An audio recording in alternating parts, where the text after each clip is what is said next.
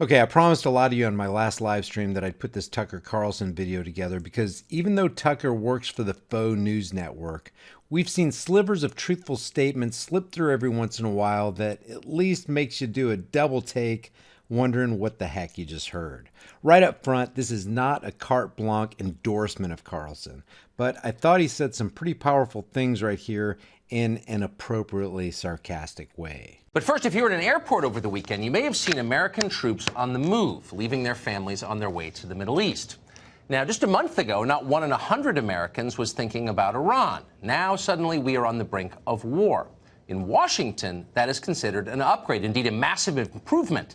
That's just flat out true. Washington, D.C. likes and thrives off of war. And Carlson is just articulating what everybody knows to be true, and he's just getting warmed up. It's harder to get rich and powerful in Washington during peacetime, so our leaders have a built-in bias for war.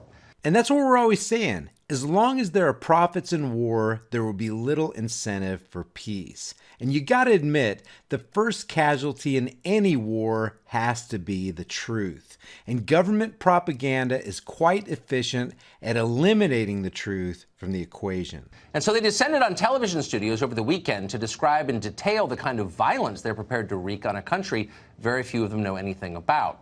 Here, for example, is Senator Lindsey Graham of South Carolina.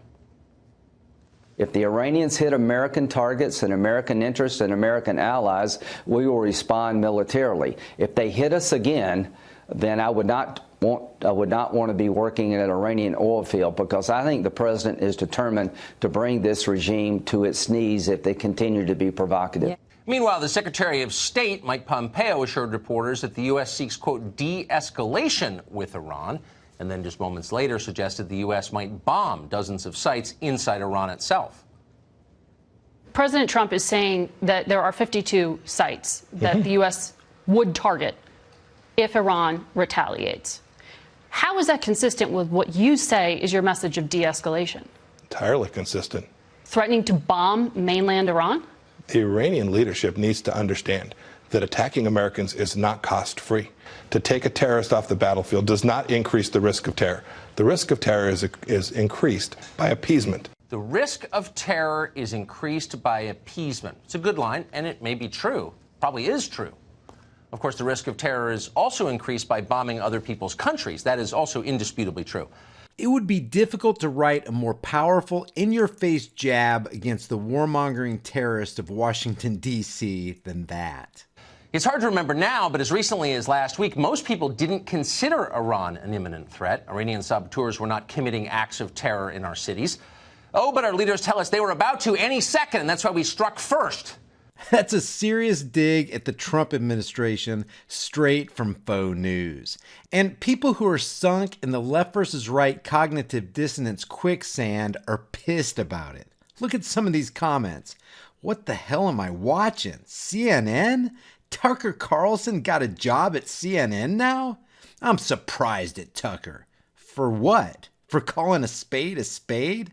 Tucker Carlson just threw me for a loop. Hey, Tucker, what's up with that? Did you join the deep state? So you're a part of the deep state because you don't follow the blind cult members off the military-industrial complex cliff?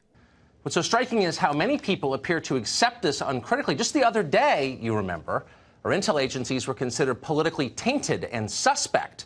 Certainly on this show they were, and will be for quite some time. Keep in mind, these are the people who invented excuses to spy on the Trump campaign purely because they didn't like Donald Trump's foreign policy views. And they're the ones who pretended he was a Russian agent in order to keep him from governing. Remember that? Russiagate? Our friends in the intel community did that. And by the way, these are the same people who lied about Iraq's weapons of mass destruction way back in 2002. And by doing that, got us into an utterly pointless war that dramatically weakened our country. Faux News typically has its ass parked on the front porch like a dutiful yard dog, feverishly barking at every passerby who would even consider criticizing Emperor Trump. And here's Tucker unleashing a flurry of common sense and objectivity at the very conservatives who, like their leftist counterparts, blindly and hypocritically follow their political cult leader. The people pushing conflict with Iran are the same people who did that. It seems like about 20 minutes ago we were denouncing these very people as the deep state and pledging never to trust them again without verification.